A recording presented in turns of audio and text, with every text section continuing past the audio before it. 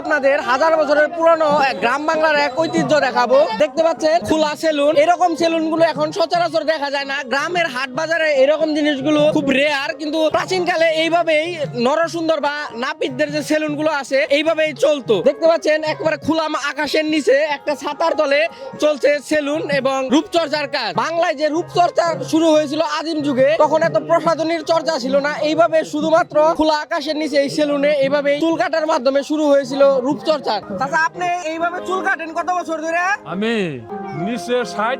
কখনো কি সেলুন দেন নাই বা ওইরকম ভাবে কাটেন নাই? না, ওই সময় সেলুন ছিল না। আপনারা যখন চুল কাটতেন প্রথম দিকে, তখন চুল কাটতে কত নিতেন? 4 আনা 6 আনা।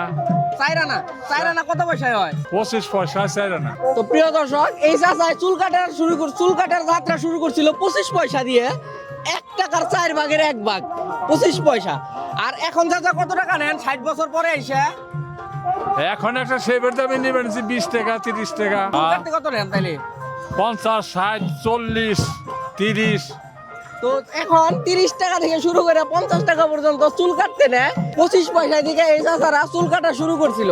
তো এটা হচ্ছে বাংলার পুরাতন পেশাগুলোর একটা। গ্রাম বাংলার হাট বাজারে এইভাবে লাইন ধরে চুল কাটে। চাচা, আপনি বড় টিকটক করেন না?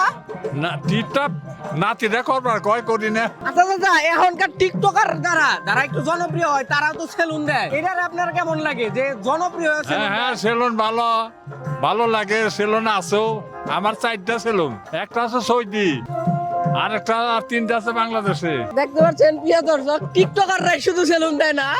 এই চাচায় 60 বছর ধরে চুল কাটে এবং এই চাচার 4টা সেলুন আছে। দেশের বাইরেও নাকি সেলুন আছে। তো চাচা, সৌদি সেলুন দেখতে আপনি এই জায়গায় খোলা আকাশের নিচে চুল কাটেন কে? আমি কাটি গে ওখানে ছেলেবেলেরা কাটবার নিকে না করে, বাড়িতে অবসর বসে থাকলে মানে ভাল লাগে না, হাত তো নুলে হয়ে যাবে না বসে থাকলে। খালি টিকটকাররাই সেলুন করে না, দেখতে পাচ্ছেন সেলুন হচ্ছে বাংলার একটা আদি পেশা বলা যায়। এবং চাচা, আপনাদের এই যে সনাতন ধর্মে বেশিরভাগ সেলুন দেখা যায়, এটার কি কোনো কারণ আছে? না না, এইটাই আছে, সনাতন ধর্মে না।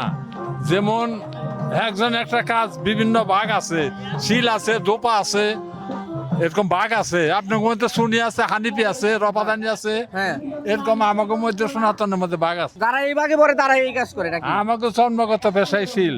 জন্মগত পেশায় শীল। পেশাই শিল। তো প্রিয় দর্শক, এই ছিল ভিডিওটি ভালো লাগলে অবশ্যই শেয়ার করবেন। দেখা হবে নতুন কোনো ভিডিওতে। সে পর্যন্ত ভালো থাকবেন, সুস্থ থাকবেন। আল্লাহ হাফেজ।